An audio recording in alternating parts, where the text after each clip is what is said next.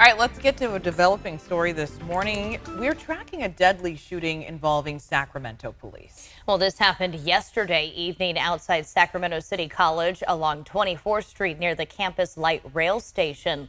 And that's where we find ABC 10's Bridget Biorlo. Bridget, what are investigators telling us this morning? Well, Conchetta, it all started on this light rail train right outside of Sacramento City College, where Sacramento police say multiple people called in about a man armed with a large knife on board that train. They say it was a very scary scene for all those passengers on board. I want to show you a picture we've obtained of the knife we are talking about. This was taken by Sacramento police, who escorted the man off the train last night. This all happened at around 5 p.m. and they say he was still holding the knife at the time. They tried to talk with him, but during the interaction, things became tense. Police say they tried to de-escalate, but the man charged at officers with that knife, and at least one of those officers opened fire, killing the man at the scene. Here's how police described it to us in a brief statement last night.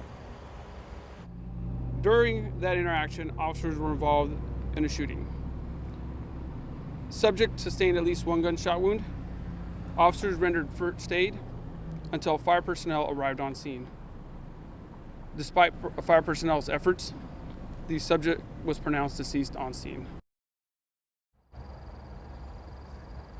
No officers or bystanders were injured in that incident, but it did take quite a while. Police were out here through the evening after 11 p.m. last night. The investigation very much in the early stages. We are told body camera was worn at the time and will be released to the public in around 30 days time.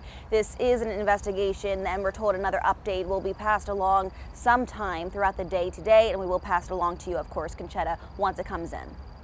Yeah, I know you'll stay on that.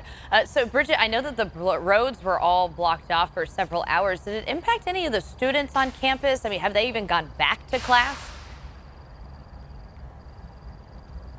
Well, thankfully, Conchetta, classes don't resume for the fall semester until Saturday. There are still some students on campus, though. This is a very essential part of campus at Sac City College. We have Hughes Stadium, where people play sports and games. Right over here, we also have a large parking garage adjacent to the light rail station where a lot of students park. So this could have been a much more chaotic scene had campuses been totally in session, but they were not, at least now. Conchetta. Yeah, I'm thankful for the students, because this is not how they want to begin their next semester. Bridget, thank you for the update.